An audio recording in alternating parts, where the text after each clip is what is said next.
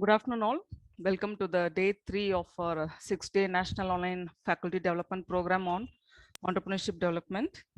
So today's session is by Ms. D. Sushmita on MSME registration and compliance, government and legal formalities, regulations, etc. So let me introduce you to the session speaker. Ms. D. Sushmita possesses 2 decades of corporate experience in numerous IT-based companies across India. Her domain expertise includes quality assurance, quality control validations, performance validation, transition management, software testing, documentation, and business development. She is a certified Six Sigma Green Belt professional. She is a visiting faculty to many base schools and engineering colleges and has delivered numerous sessions on quality management, marketing techniques, sales management, business management, and IT management. Currently, she is the founder and managing director of Suntover Technologies Private Limited, Chennai, Tamil Nadu. I now invite Ms. Sushmita to deliver the session MSME registration and compliance.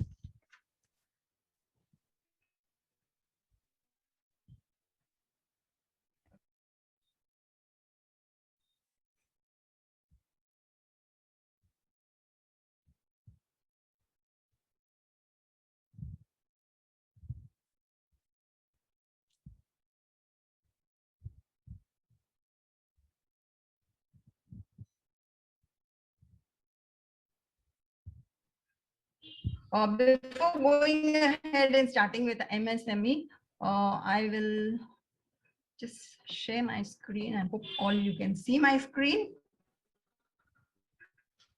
Are you my screen? No, not yet, Ms. Sushmita, not yet. And your audio is not that audible. Can you please check your audio device? Yeah. Is it okay now? Your screen is Is it okay visible. now? Your screen is visible, but your audio is not clear.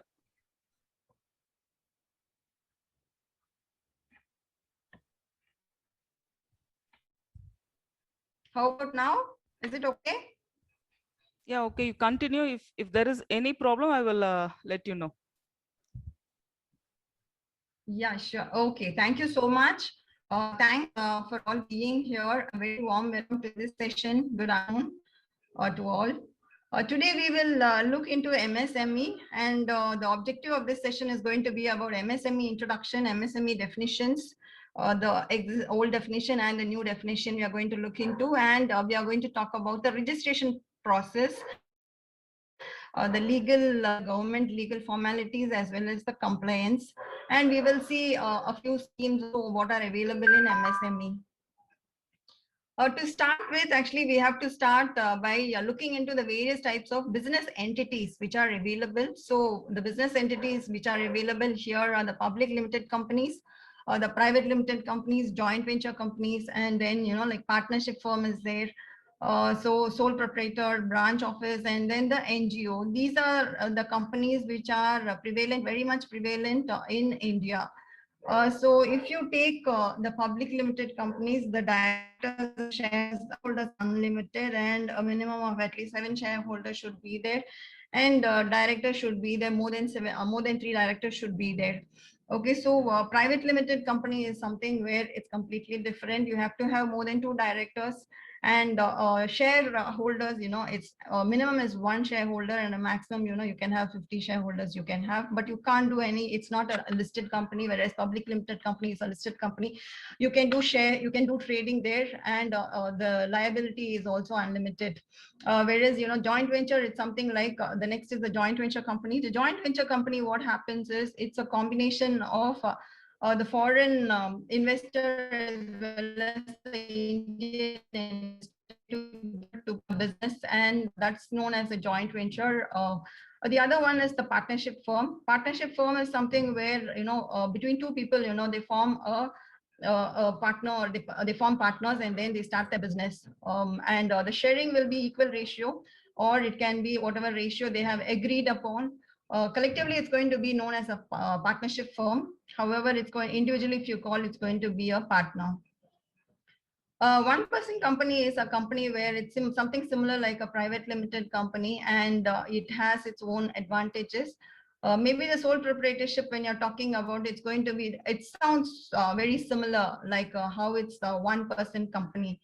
Both, you think that both are same, but however, it's completely different, because one person company is where, you know, one individual can run the company, and it has to be only an Indian person, has to be a resident of Indian only can start this sort of a company.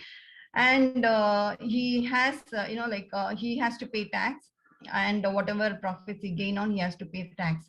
Whereas, you know, in sole proprietorship, it's completely different, and it's not like a private limited company registration. The registration is different, and it's going to be on, the registration will be as how he has done for a normal company only. It's going to be sole proprietorship, and it's going to be completely on how, whatever, like he is earning, the profits which he is earning, like, which is getting through the revenue generation, what he's doing, that actually, you know, he has to bear everything. He enjoys the profits, and the loss also he has to enjoy.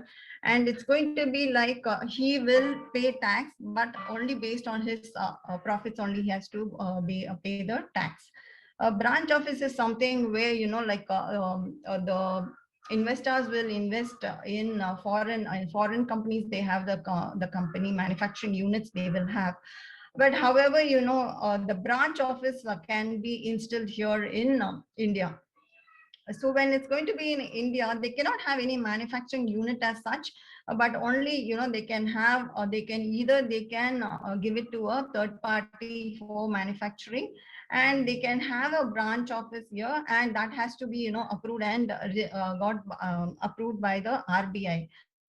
So with that, you know, you can have a branch office in India, and they can run their show. The other one is, the last one is the non-government organization, where, you know, it is completely, as the name goes, it's a non-government organization. It's more like into a, they don't look into profits, but they try to do a welfare measure to the social public. You know, they try to do something good to the public without looking into the profits. So this is something. So we will take a look into one of the organization, one of the business entities we will take as an example. So I took an example here is private limited company. So the private limited company process is going to be like this. First, initially, you have to start by selecting a name.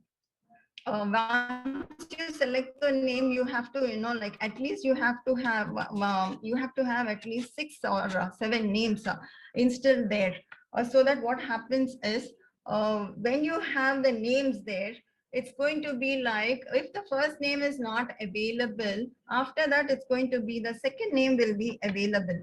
Meaning, for example, the first priority of your name is going to be something A, means then if A is not available, A has already been taken by someone else, means what happens is you can opt for B. That's going to be your second priority. So naming convention is very important here. So you have to have the name selected, and it should be a very unique name. It should not be registered by someone else.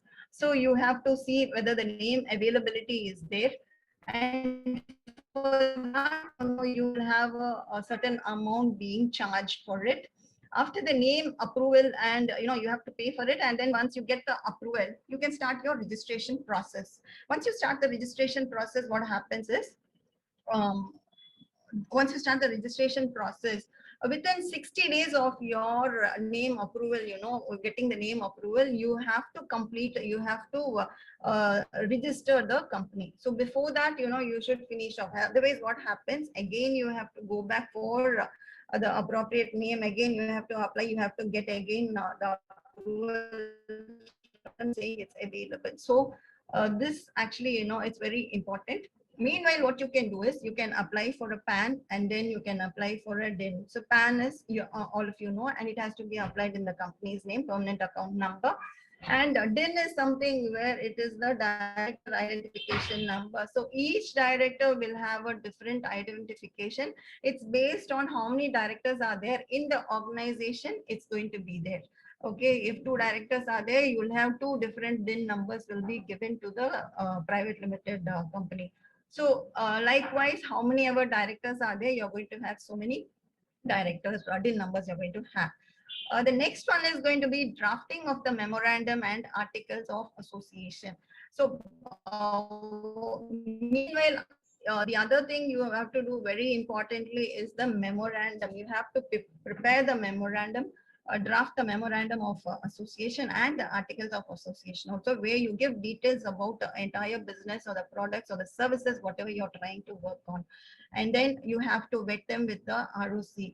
And after that, you have to take a printout in the stamp paper, and then someone has to vet it, and then at least two people have to vet it, and then you have to submit it to the ROC so that they will give the approval. And then afterwards, what happens? You have to log in into your portal, log into the portal, ROC portal, and then you can attach all the documents and give a declaration where you have to give all your details, saying that this is what I am. This is sorry, very sorry. So you have to give your details like your address proof, and then you have to give your ID proof. You have to give all the documents, and then you have to tell them that tell your your parents' name you have to give. And so when you give all these details, what happens? Your education qualification, all these details also you have to submit to them. And then after that, what happens? There will be a certificate generated. So meanwhile, digital signature is another document where you can get, and then that digital signature, online digital signature, is available now from the IT Act, Information Technology Act 2000. They have approved for digital signature when any document is being submitted online. So you can do that, and you can um, yeah, you can do that, and then you can start with your business. After that, immediately once you get your incorporation certificate, what happens? You have to apply for GST. For example, if I am talking about an IT company, then what happens is I have to I have to apply for GST. When I apply for GST, I have to give my incorporation certificate, and I have to give some more details to them, saying that this is what is my a product and the service, whatever service I am providing to the economy. And then what happens is you will have a business commencement of business certificate. Once you get the commencement of business certificate, you're free to do your business. So this is not all, but after that comes into picture is the MSME. One is the GST. If you're an IT, if you're any business, you're any business into any business, you have to have your GST. And the other part is MSME also is advisable. So when MSME is very, very important, not advisable, it's very important. So we will get into the next slide and see as to where exactly the emergence happened in India. So this is a Gandhi model where it's the act is in 2006, encouraged by MSME Act is 2006. And earlier to that, it was more into pre-liberalization before 1991 and 1948, that defined the role of a state in industrial development for the first time. Earlier, it was more into agricultural, and then they wanted to concentrate into industrial aspect, and that's the reason why they were more concentrating in industrial development. And the other thing is the high priority was also given into small and the medium enterprises, because they thought that they are more beneficial and profitable to our country. Besides this, what happens? Despite numerous protection and policy measures, they remain more small and technologically back. See, when you're talking about policies, actually earlier when they were talking about policies, they didn't have any technology instilled at all, or there was no technology available. So at that point of time, they had a lot of problems cropping up, and they were not able to solve them immediately. And that's the reason why they were actually slow. Also, the process also was very slow. The profits also were very meager. And after that came the liberalization came into existence, and the post-liberalization was 1991 to 2006. This reflected the growth of the small-scale industries. So it was earlier, it was small-scale industries were there, and that actually was later on, changed to MSME. But however, we'll look at in detail again in our upcoming slides. In 1991, the growth rate of SSI was almost like 3 times the total industrial sector from 1992 to 1995. Okay, so when you're talking about the growth rate in 1992 to 1995, it was quite just the normal rate only. But however, after 95, it started actually in 1995 the growth rate was slightly lower, but again it increased in 96. It started to increase. There actually the momentum was there, and the introduction of MSME is like this. Before starting with our MSME introduction, we can talk about this very famous saying. Most of us are aware of this particular saying: the small businesses are the backbone of our economy and the cornerstones of our communities. This was told by our Mahatma Gandhi ji earlier itself. I think it was maybe several years ago. I think several decades ago it was actually told this, and now we have to think on those lines only. So the MSME is micro, small, and medium enterprises. That is what in short we call it as MSME. It is a headquarters in New Delhi, in accordance with the small and medium enterprises development. So in this is an organization and act in 2006, which was which came into effect, and they have classified into two divisions. One was the manufacturing enterprise, and the other one was the service enterprise. So when it's coming to the manufacturing enterprise, they are more into production and production of goods, and like the services is another thing. We're rendering services in various, like it may be food industry or any industry. It can be where you do services. It can be in telephone or mobile industry or telephone industry. Anywhere you do services, any services which you do is they concentrated as service enterprises. They thought actually manufacturing industries and the service industries are to be concentrated so that the economy will improve at a fast pace. So the introduction, we'll continue with the introduction here. The Ministry of MSME is a branch of the Indian government, which actually, it's an apex body. So when we say it's the apex body, what happens is they formulate and they administer the rules and the laws pertaining to this MSME enterprise in our country. So they actually form all the regulations, whatever laws and whatever the rules which are supposed to be, for MSME. They time and again they keep changing, and they inform through they pass it on, and then they pass it they pass it by a amendment in as a gazette. They send it to us, and we have to follow that as a rule we have to follow. And small and medium enterprises are the backbone of the industrial development. When you're talking about the micro is something very small. When it comes to small and medium, it is where now concentration is more on small as well as medium. Where small is where most of them feel that now even medium is like 5,000 medium enterprises are there in India. But however, when you take small, there are a lot of scope which is available in small industrial development. Okay, so MSME provides the largest share of employment after agriculture. So earlier when we started, after immediately after getting the freedom, we were more concentrating on agriculture. And after that, once, they were thinking that there needs to be some improvement somewhere, then they thought, okay, let's concentrate on the industrial sector and the service sector. And that is when, this emergence actually came into existence.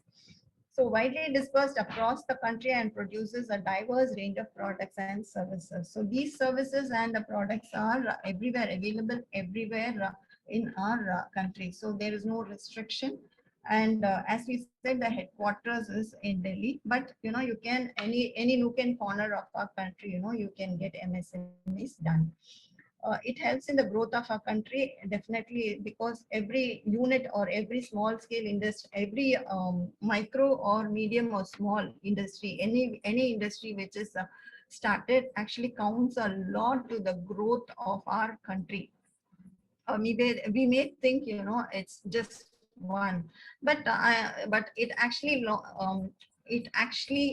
acts, or gives a lot of a vibrant feeling. It gives when you start a company, you will have that feeling. That's the reason why we have to inspire people, saying that at an younger age itself, people should start companies. And if they are in a second generation or third generation companies which they are owning, and if they are something like a second generation companies or third generation, when I say, it's more for them, to change themselves. Whereas, when they are a first generation company and they have started, and they have to come up to the standard, means it takes time for them. And when you take time, actually what happens, by then, you will become old. That's the reason why at an younger age itself, like people should start getting into your own business. And you have to identify a business which is really interests you, and you have to do a research and identify what is the product and what is the service which you're interested in, so that all these adds to you, and then you will come up with a startup. When you have a startup on your own, you will know how to do and what to do and what not to do. So which actually adds a lot of value to your life as well as to our economy also. So entrepreneurship, becoming an entrepreneur, it's an innovation and it's an advantage also to you. Not only innovation, but an advantage, a personal advantage to you. Then to encourage entrepreneurship, employment and livelihood opportunities, and enhance the competitiveness. Yes, because you are having, when you start, a company, there will be definitely, there will be competitive advantage will be there, because you will always be thinking that what is my competitor having and what is that I am missing, and how am I going to compete with him in a better way. So this is what will keep you on your toes, and you will become a very unique entrepreneur. So moving ahead with our definitions, earlier it used to be like, a certain amount of investment used to be given by the MSME sector. And this actually was the earlier one. The old definition is this. The existing is the old definition. The revised is the new definition. So when you're talking about the old definition, it is more into the classification is investment and annual turnover. When you're talking about investment in micro, small and medium, the investment rates were less than 10 lakhs for micro, and then small is 2 crore, less than 2 crore, and medium is less than 5 crore. And the annual turnover at that point of time, it has to be less than 25 lakhs. Micro should be less than 25 lakhs, small should be less than 5 crore, and medium should be less than 10 crore. So similarly, what happened, this is the revised one in the parliament. They have May 13th, I think it's May 13th, 2020. They have passed a bill saying that this has to be revised because there are several people who are not able to really get a gain out of the existing MSME classification. And that's the reason why the finance minister actually increase the threshold, and then increase the investment, the increased the annual turnover. So there is a change here, and the concentration here is more on the turnover. Earlier it used to be the concentration used to be only on the investment, but now it's more on the turnover. So here in the revised MSME classification, what happened was less than 1 crore. Less than 1 crore is for the micro sector, and less than 10 crore is for the small, and less than 50 crore is for the medium. And the annual turnover again is less than 5 crore for micro, and less than 50 crore for small, and less than 250 crore for the medium. So this actually, they wanted, not only earlier it was investment based definition they gave us, but however now they have changed it to the turnover defined definition they have turned over. So that what happens is, now they think that it's going to be more beneficial to MSME employees as well as the individuals who are starting the companies. And that not only that, they feel that employment opportunities are going to go at a very high pace, and that's the reason why they have changed this particular definition to a revised one. So change in MSME definition, the reasons are many, as I told you, yeah, 13th May 2020, the finance minister, then Nirmala Sitharaman, added the additional principle of turnover along with the investment. She said the new definition will bring about many benefits that will aid MSMEs to grow in size. So one is growing in size as well as growing in profits also. The change definition was implemented with the amendment, and it was passed in the parliament, and then they came out with a gazette copy saying this. The gazette copy came out saying from the 1st of July 2020 this is being with effect from that date onwards. So after that, it is the Union Cabinet had approved the amendment, and then it's more on, instead of investment in plant and machinery, they have concentrated or changed to annual turnover. So earlier it used to be only on investment, which is on in the plant and investments on plant and machinery or equipment based. So the next one is this was made under the Atmanirbhar Bharat Abhiyan economic package. So this package came into existence during the pandemic season. This is more on, in English, if you say, it's more on self-sufficient or, self-reliant. You have to be on your own. How you have to be on your own during the pandemic season, because, during the pandemic time, what and all happened, because everything came to a standstill and we were not able to do anything. So at that point of time, there were heavy losses, and there were no one was buying and then the GDP actually contradicted and declined to 24% in quarter 1. And the other thing is there was a very sharp rise in the unemployment also. Stress on supply chains were there, and then you had the other thing is decrease in government incomes. The incomes came at a very low, it came off, and then the next thing is trade tensions with China, and the other thing is plunge in the fuel prices. There was a huge plunge in the fuel prices, rise in the LPG prices alternatively, and then completely the consumers were very inactive. So all this actually made the government to think as to what can be done immediately, so that we can come out of the existing pandemic problem. However, they came up with this particular package, and they tried to they came up with this particular package so that people will be self-reliant and self-sufficient. And there were some schemes which were announced during that period, and we will see them in our upcoming slides. Combined with all previous economic stimulus efforts, the total amount of the relief package came up with 20 lakh crore, a whooping amount of 20 lakh crore. So the reasons for the change. So we are into seeing the reasons as to why this change has happened. And as I told you, self-reliant and self-sufficient scheme, this actually was a global relief to all the people also. And to most of the people, they were trying to, contact the MSME during that time and trying to see how to work, because they thought, there will be some relief, because they are talking about self-reliant and self-sufficient also, because they were talking about all these two things they were talking about.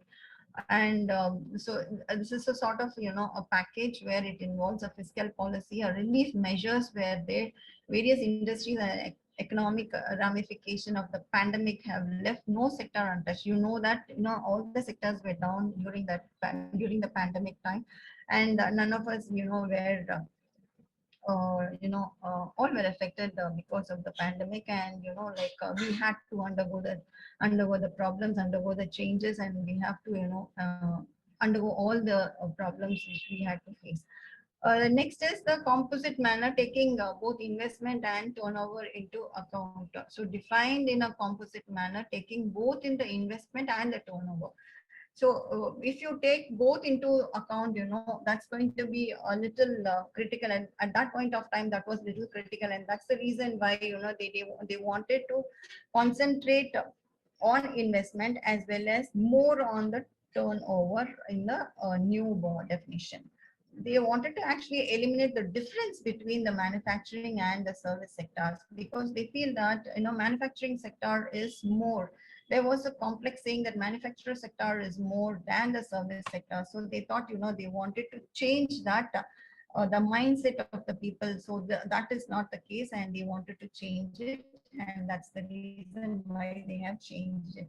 So once they have changed it, so does this change really matter to all of us? Yes, it does matter to us, because the finance minister Nirmala Sitharaman, she has changed it, because thinking that the low threshold actually we had earlier was a limiting factor.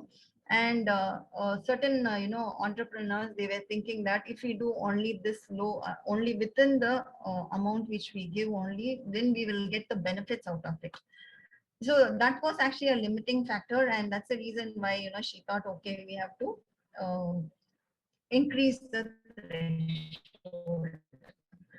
The threshold has instilled a fear among the MSME entrepreneurs that any growth or expansion could lead them to lose MSME benefits provided by the center. Then the current definition was also, like the killing the urge to grow. That's the reason why, like they were thinking they were within a set of a box. They were within a box where, they were not able to come out of that box thinking ahead at all. And this actually, the current definition actually made them to think more wider, and they were thinking now, they're thinking on how to come up with more turnovers.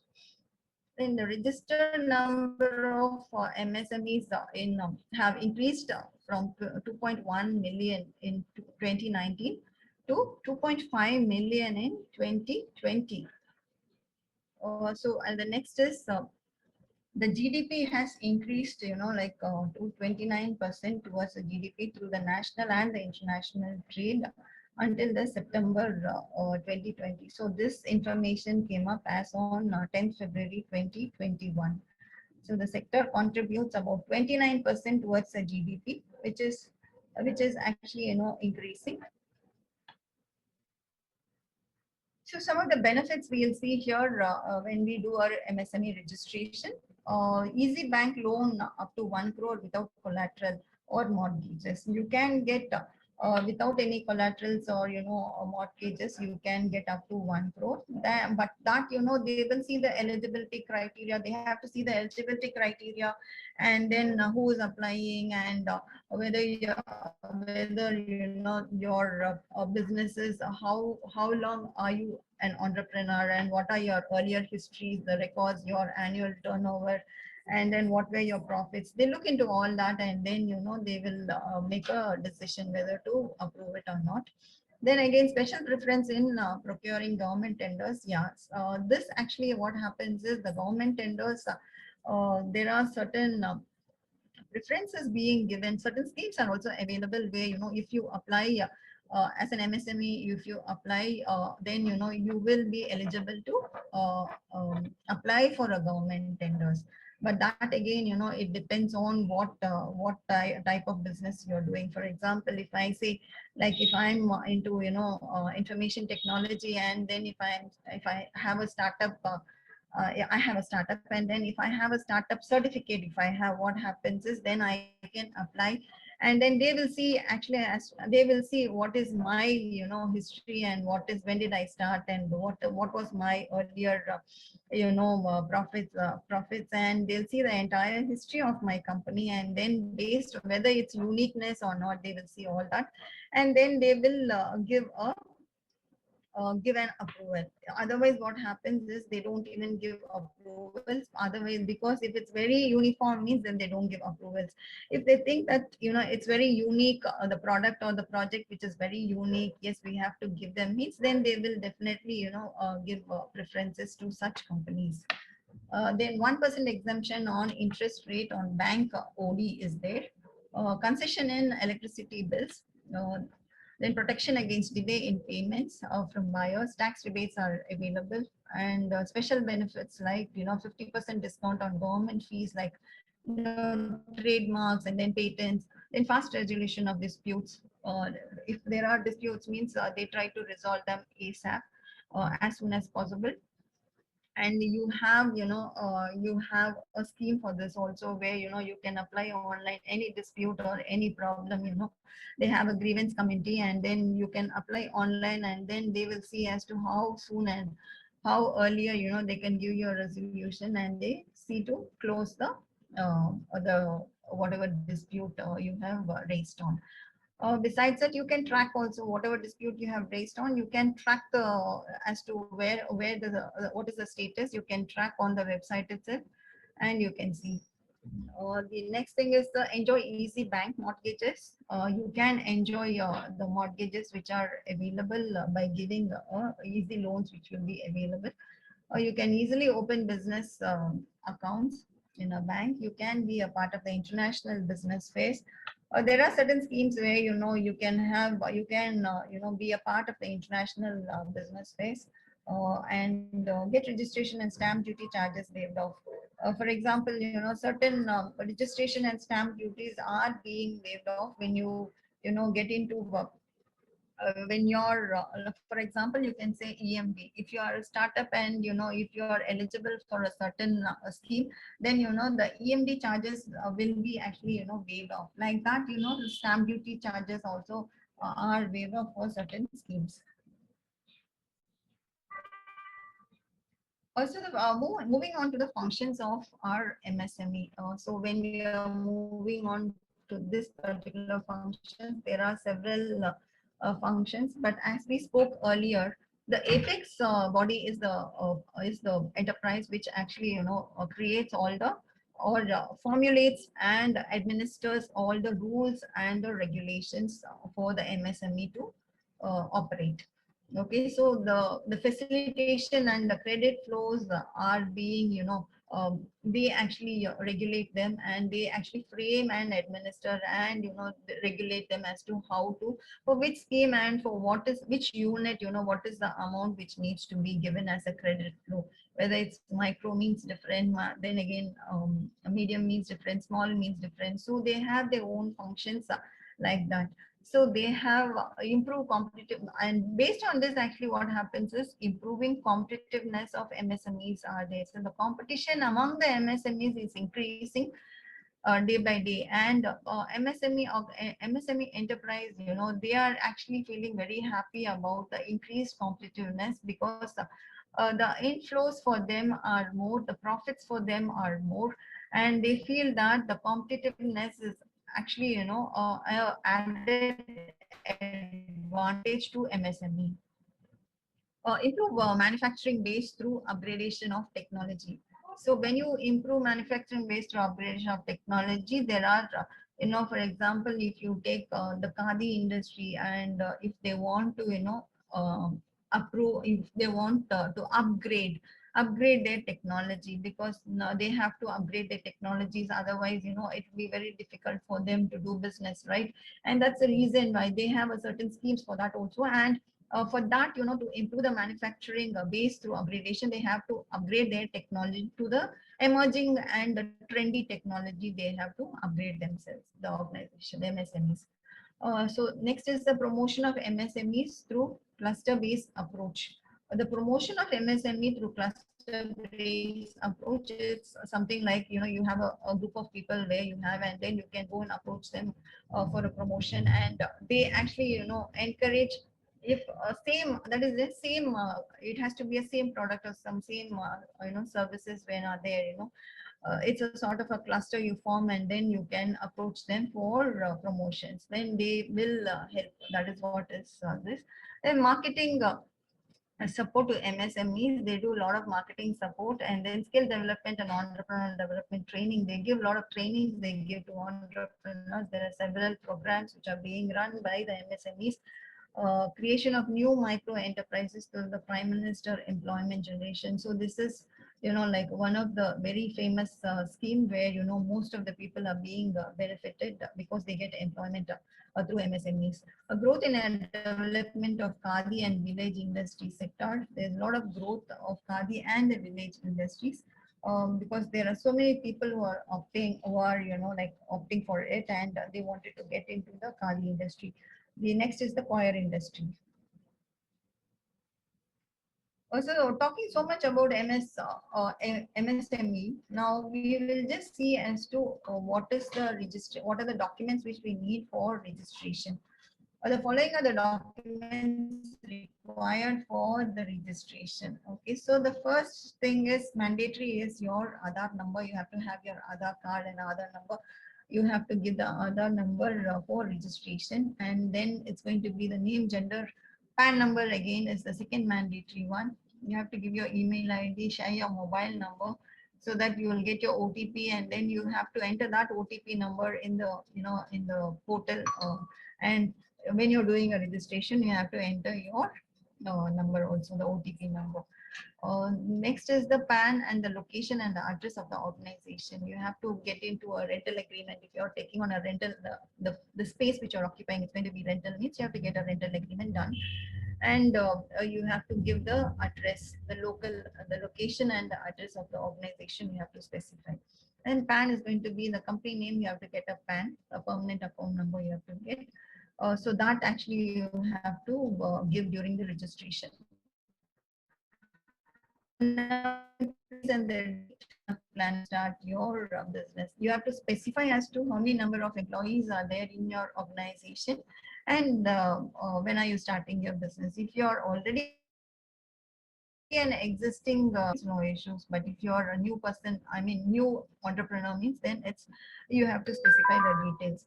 Bank account number. It's going to be the bank account number when you're talking about. 1 minute, please.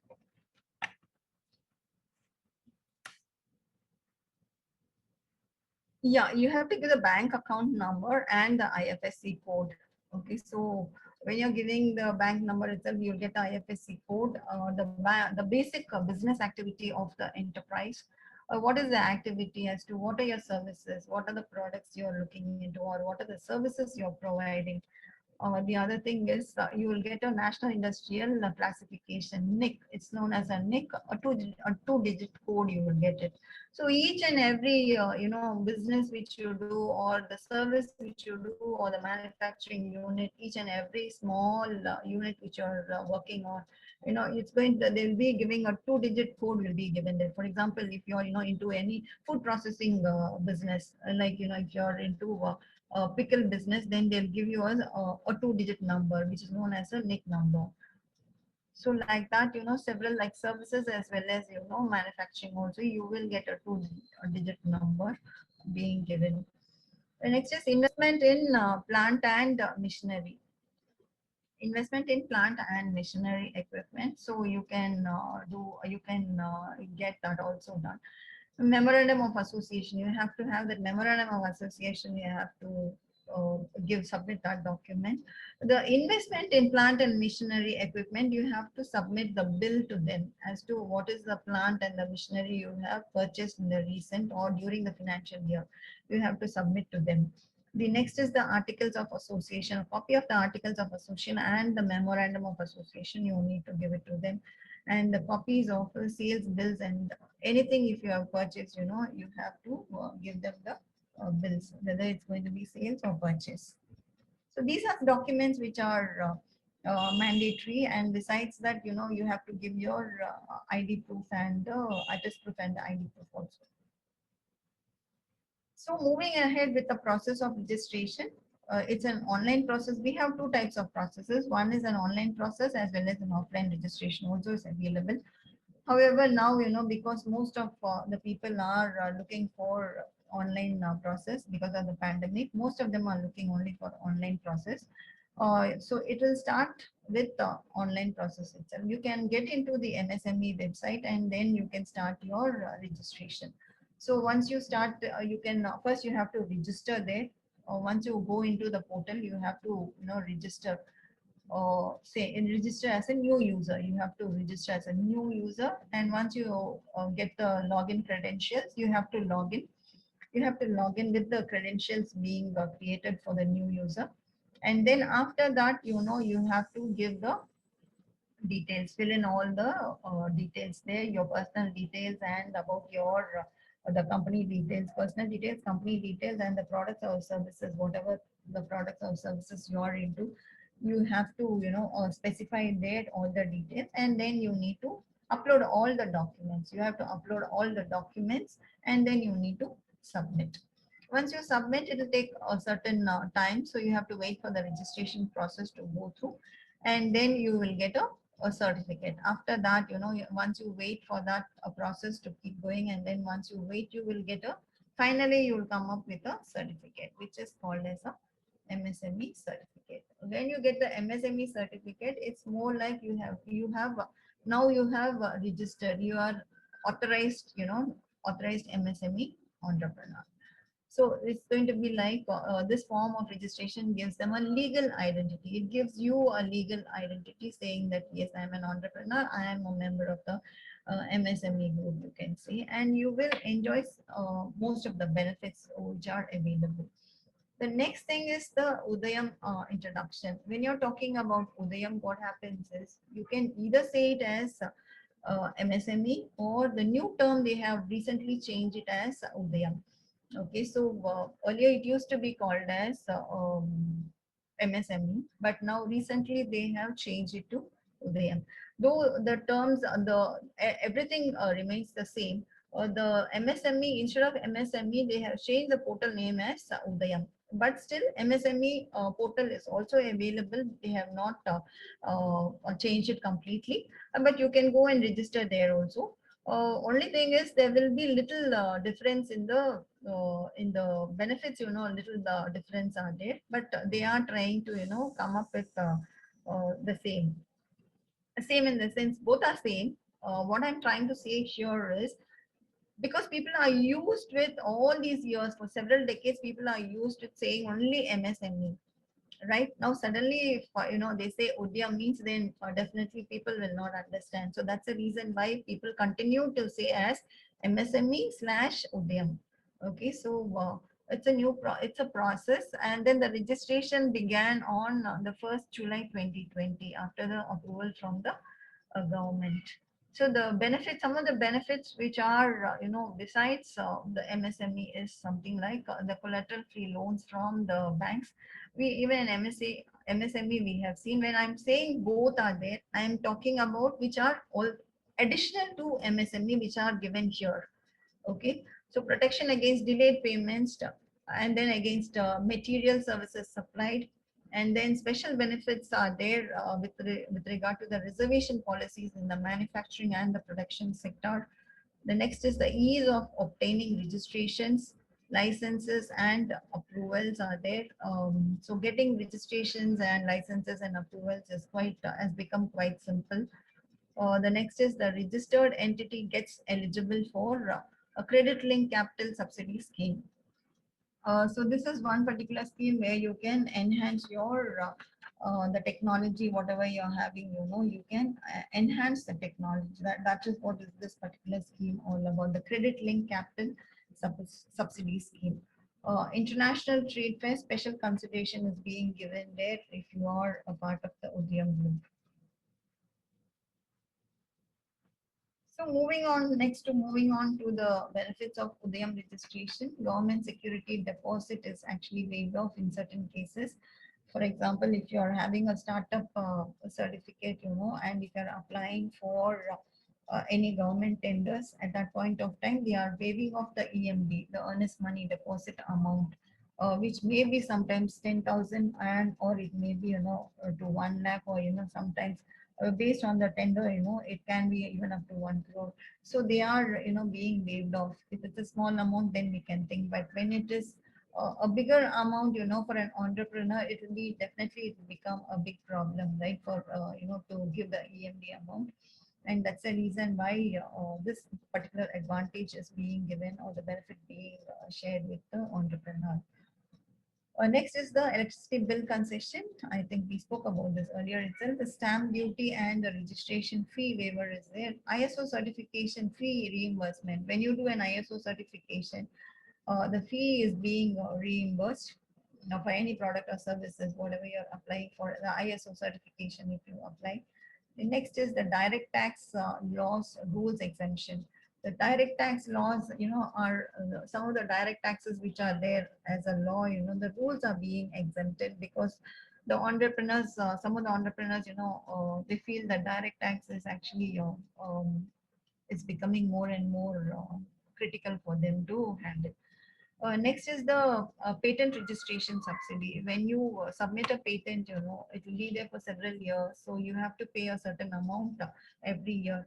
But if you become a member, and if you think that you want this particular subsidy to be there, means then you can apply for a patent registration subsidy, and you will be benefited by this particular ODM registration. Next is the barcode registration subsidy. If you're having a barcode and if you want subsidy on that, also you can get a subsidy on that. Next is the industrial promotion subsidy, IPS subsidy eligibility.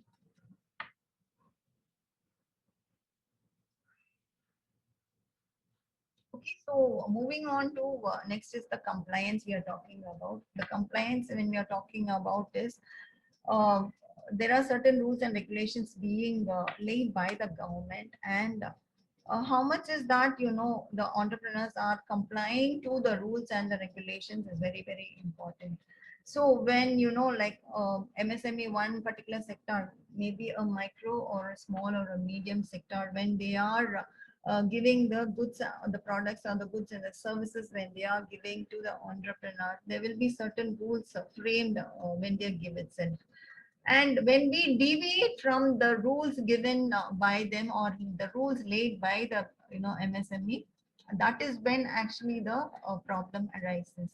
So until we follow the rules, and when until we complacent enough along with the MSME rules, there are no issues at all. So it only happens when you deviate from the compliance, then actually there will be several problems coming up for the entrepreneur. So in that case, like MSME Form 1 is mandatory compliance for specified companies. Certain companies, they have Form 1, and that is Form 1 is something where like they give a certain amount, and it's more like within a certain period you have to return it. And if you don't return that amount within the specified period, then they will ask you as to when you can pay and what is the reason for your delay in the payment. So when you answer this, actually they give some more relaxation, and then they will say, okay, you can do within the specified time. They give a sort of a, and that's the reason why they have this particular form. So one is you have to be compliant entrepreneur with the MSME. When you borrow, it's more like you have to pay it before that time, or within that specified time you have to give it back to the company. This is one thing. Next is some of the specified companies where according to the MSME Development Act 2006, certain types of companies are there where they are actually benefited by this compliance, and they actually need to fill the MSME form on a half yearly basis. So for example, if a IT company, or certain private limited companies, if you take every month with a GST, you have to submit, or you have to file you have to file saying that yes, this month is my income, or this is what my income is. You have to show them that you are active, your company is active. So every month before the 10th of the month, you have to file saying that this is the particular company I am in, I am filing my returns to you. So that is with regard to the any private company can do this. But when it comes to MSME, what happens, every half yearly, every once in 6 months, you have to file a return to them saying that this is my status as on this particular date, and they will be aware of it. So every 6 months you have to do it. The specified companies are companies that get their suppliers in the form of goods and services. I think we spoke about this earlier. So any goods and services, when it comes to micro and the small enterprises, it will be specified. And companies whose payments to the micro and the small enterprises, suppliers' age is more than 45 days. When the supplier age is more than the 45 days from the date of acceptance, date of the deemed acceptance of the services or the goods as per the regulations of Section 9 of the Micro, Small and Medium Enterprises Development Act. So that is what before the 45, before the specified date, you have to give them the information as to what. I will show you the form and we will talk more about the compliance so that you will understand.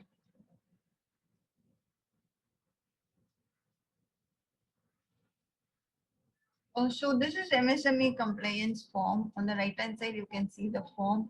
It's the initial return. You can have the initial return. If you're a new company means, then it will be your initial return will be there. So this is what the first time I'm filing my returns. You have to see. And the second one is the regular half yearly return. So if you're not new, if you're already old existing entrepreneur, means it will be like a regular half yearly return you have to file. You have to say there for the period, which period of 6 months means then it's going to be the financial first 6 months or the second 6 months of the financial year. You have to quote there. And then you have to give the corporate identity number, the SIN number, which is there, you have to give the number there. And you have to fill in your PAN number, you have to fill in the name of the company, address, registered office address you have to fill in, and then your email address you have to fill in. So you have to fill this form entirely and then you need to submit it. So here actually what happens, as I told you earlier, the MSM one form is provided information half yearly basis, right? The outstanding payments is what is the question now. So we have to see as to the amount of payment due. So the company, the registrar of the companies, they will see as to what is the amount of payment due and the reasons for the delay. Why aren't they paying on time? So they'll see the reasons for the delay. And if they think, like it's exceeding a certain limit, then, they will be sued and it will be a penalty will be there. A late filing penalty will be there. For example, it will be somewhere around the fine up to rupees 25,000. And otherwise, it can be, like imprisonment also can be there for 6 months. So it depends on what is the business and what is the amount outstanding and how far your repayable capacity is there, or whether the reason for the delay is really valid, or because certain companies they cook up things, and that's the reason why they get into a very meticulous discussion. They get into and they see all your records, the history, and they see all the records also, the everyday transactions, what are happening. They see your annual returns, they see everything, and then they come to a decision. So here, like we have several schemes which are available. However, we will see as to the zero defect, and we'll see all the schemes are given by the government here. The zero defect and the zero effect. So the zero defect and zero effect is mostly this is pertaining to the manufacturing sector. So once the manufacturing sector is thinking of when you're manufacturing a product, what happens is you will manufacture in huge numbers. It's not small numbers, right? It's going to be supposing, for example, 1,000 bolts, and 1,000 nuts you're going to, manufacture, means it's going to be somewhere or the other, you will get a certain number of damaged pieces you will get when you're manufacturing, because the controls will move away of the quality controls will move away, the upper limit and the lower limit will move away, and you will get a certain differences there will be certain variations based on besides the settings which you have done earlier. So this is what, when there is a difference between what you have set and the output which you get is different, means that is what is the defect. So when there is a defect, what happens is you have to fix the defect, right? So in a manufacturing unit, what happens if the control levels are moving away, then before the control levels are set, there will be certain pieces which would have already been, out, the output. So these are the defects which are there. So when you're talking about, such defects, we have to, try to minimize even such defects. That is what is the zero defect and zero effect. For example, we can see here Six Sigma. When you're taking Six Sigma, it's a quality, right? It's a quality measurement which we do in most of the manufacturing companies. You know, we apply with the Six Sigma only. So when you implement Six Sigma, what happens? You actually measure as to how many defects are there at the end of the at the end of one day production. You know, maybe thousand, if you thousand are there, means not thousand, okay, you take as 1 million. If you take, you know, if somewhere around 3.4% of the defects are there, means then it's okay. They say it's okay according to the Six Sigma compliance. So that actually they feel that it's a zero defect only, they feel it as, because it is not controllable. Though you have to control and make it zero, but manufacturing units, or for example any, you know, any unit, you know, you cannot have a zero defect based at all. Even for example, if you take a software also, if you take, you know, you won't have a zero defect free software. You won't have it, you will have defects, you will have bugs. But still, you know, we keep selling you know, software, and then people, the organizations will buy the softwares, and then they live with it. Unless and otherwise, it's going to be a major problem where it comes, and then priority problem is there, and it, you know, it fails. When it fails, you know, that is where the problem arises. But here, you know, you can live with the software. That is what, you can still work with the software, you can live with that software. So that they actually take it as a zero defect and a zero effect. It depends on what is the product, and what is the product you are dealing with. But mostly, but it is acceptable. 3.4 you know, defects per 1 million, it is acceptable according to the Six Sigma standards. So moving on next to Udyog Aadhaar. Udyog Aadhaar is one particular just 1 minute, please.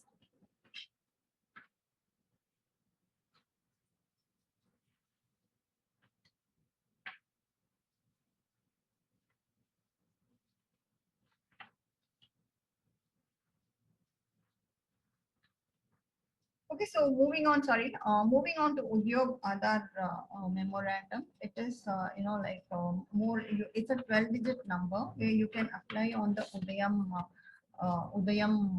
portal. You can apply where you get a certain, benefits out of this particular scheme. There are several schemes which are available under the under the Udyog Aadhaar memorandum. And for this, you know, actually, one thing is mandatory, is your Aadhaar number is mandatory. There are several benefits more on, your the food processing unit, you know, where you have, they are have more beneficial out of this particular Udyog Aadhaar memorandum. Next is the incubation. Incubation, when you say, you know, if the project, whatever the project, you know, it has to be very innovative project, you know, it has to be very, very innovative, and it has to be a unique project where, you know, people in the sense, it's a equity. It's a equity. When we can say the equity will actually be there.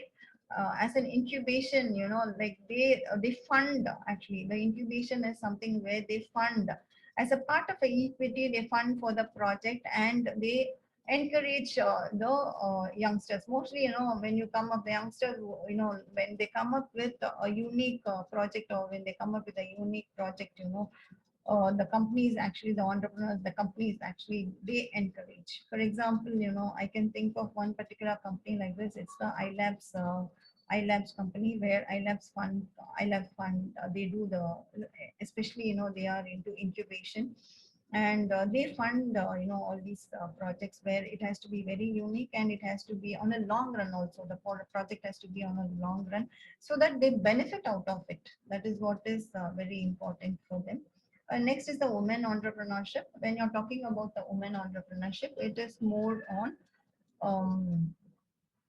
how the women are, being made aware of the MSMEs, and what are the advantages they are actually having through the MSMEs, what are the subsidies which are available, and what are the various schemes which are there for the women, right from the tiny sector. You can take the tiny sectors, and then you can think about the micro and the small also. So there are several schemes which are available to encourage the women entrepreneurs. The other thing is every year, they actually come up with one award, saying that one particular women's award they give, saying that this particular women's entrepreneur, she has done the best, and they give her award. So they encourage in several ways, the MSME, they actually encourage women, not only with the training, not only with, subsidies or with several schemes, but they try to, encourage in several other ways, like giving rewards and awards, and, trying to showcase women as very equal and, equal status people. Next is the credit link capital subsidy. This is for mostly, this is applicable for the technology companies, where, or the companies where they can advance the technology. So for example, when I spoke about the choir industry or the khadi industry, we were talking about technology enhancements, or the technology advancements we were talking about. So there are several ways in how you can improve and you can have an emerging technology being built in the organization, so that the time consumption will be the time consumption will be decreased, and the productivity will increase. That is what is more with this particular scheme. Next is the quality management standards and the quality management tools which are available. This is more on the quality perspective, whether it's going to be on whether it's going to be on manufacturing sector or the service sector. You have to have your standards set. Okay, so that's the reason why they have competition, a competitive, advantage also. They think that MSMEs competition is very, very important, and they increase the competitiveness also, because considering one competition, the other will actually think that my product quality standard should be higher. So they give a competitive advantage, and then the quality of the product should be increased. That is what is the main goal here. And they have several management tools also they have, so that they can keep checking on the quality of the products and the services which they are providing.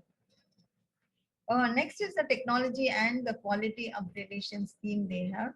This is more on something like the credit link capital subsidy scheme only. But here what happens is it's more on the quality and the technology. Both are being put here. Whereas here earlier it was more only the credit link is more on the advancement of the technology. But here it's more on the quality and the technology advancement also. The next one is the grievance monitoring system. The grievance monitoring system is something like, if you have any grievance, or if you have any complaint, or if you are having any difference of opinion, with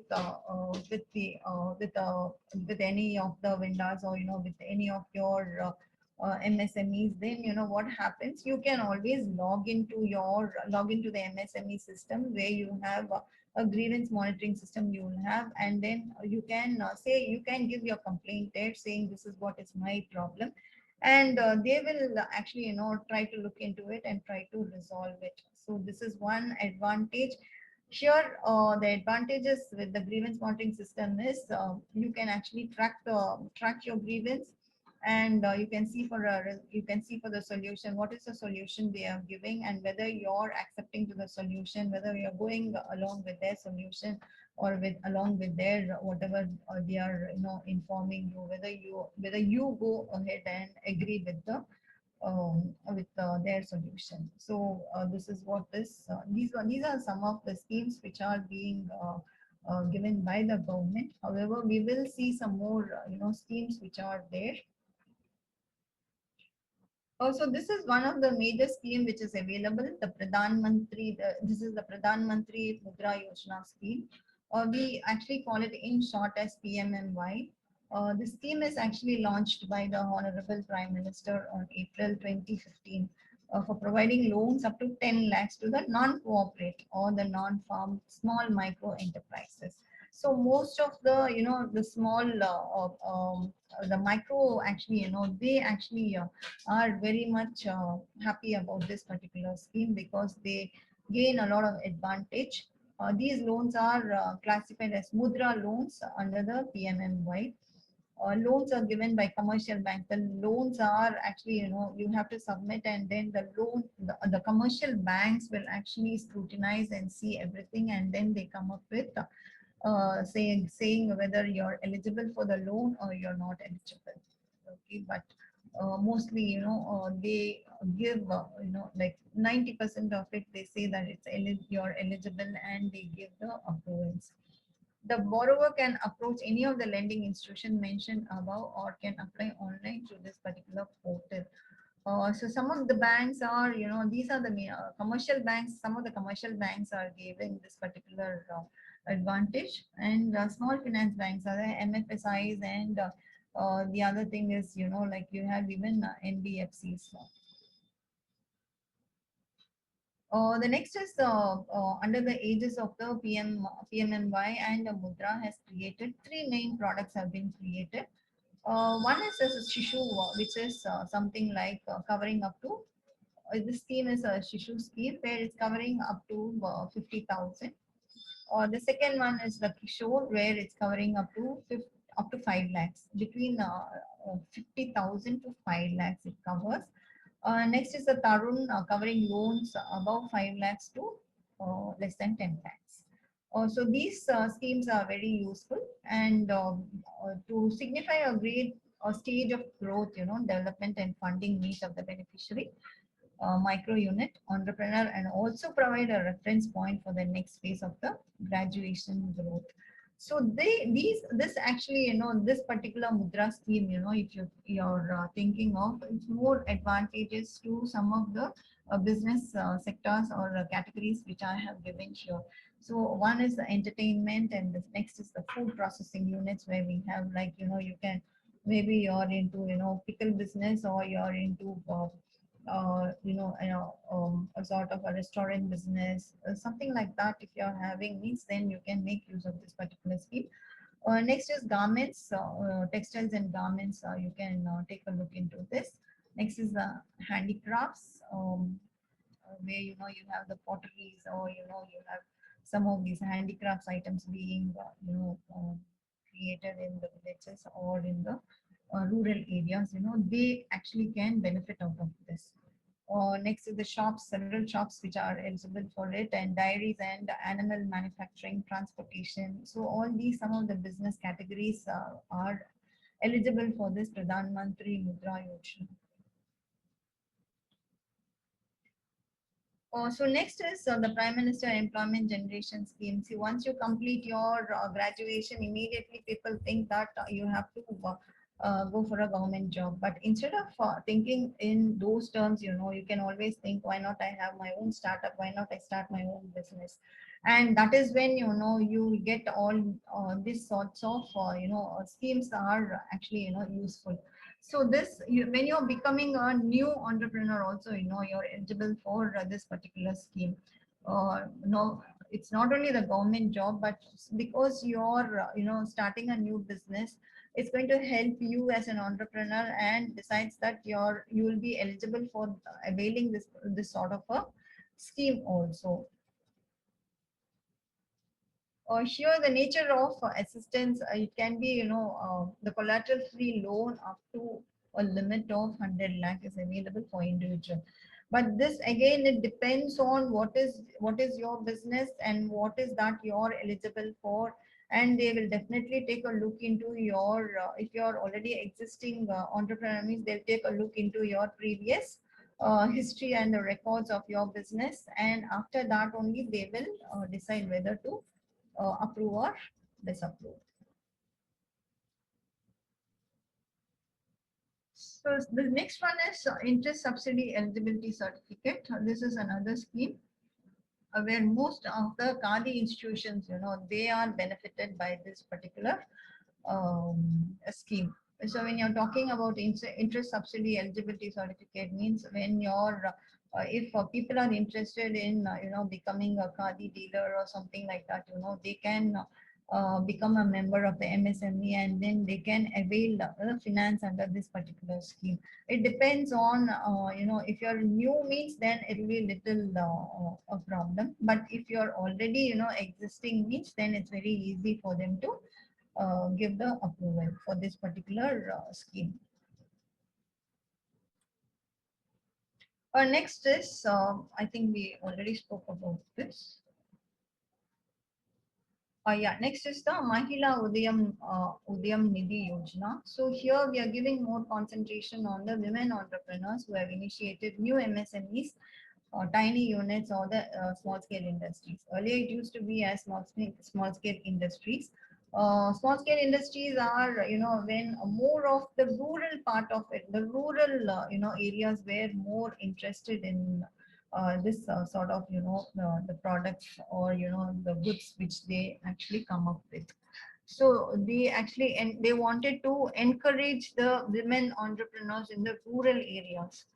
Then the MSME should engage in services, trading, and manufacturing sectors. Yeah, tiny enterprises should have a minimum investment of at least rupees 5 lakhs. So if you have a certain amount, means then uh, a certain amount which is already there in the organization, and then you will be eligible for this sort of a scheme. The various activities such as business expansion, improvement, diversification, and technology upgradation. Then eligible women will get a loan amount of 5 lakhs to 10 lakhs, depending on the business unit and the size. So whatever, whatever unit or whatever whichever category of MSME you are into, but it depends on the loan approval based on the rules and the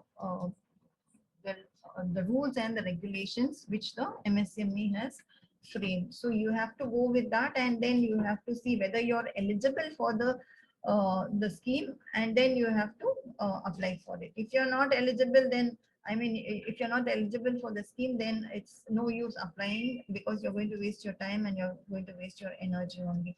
So always checking for eligibility before going ahead and applying for the scheme is very, very important. The beneficiaries have to pay the 1% service charge annually on loan taken. So you have to pay a 1% service charge annually on the loan which you have taken. Uh, the interest rates depend on the project cost and the lending banks issuing the loan.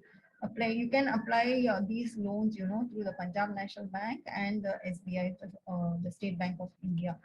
So this is this actually, this particular scheme is very, very enterprising, and most of the women are actually using this particular advantage of this particular scheme. So next is the upcoming session is going to be on IPR copyrights and the trademark need and relevance. But however, we will start with our question session now.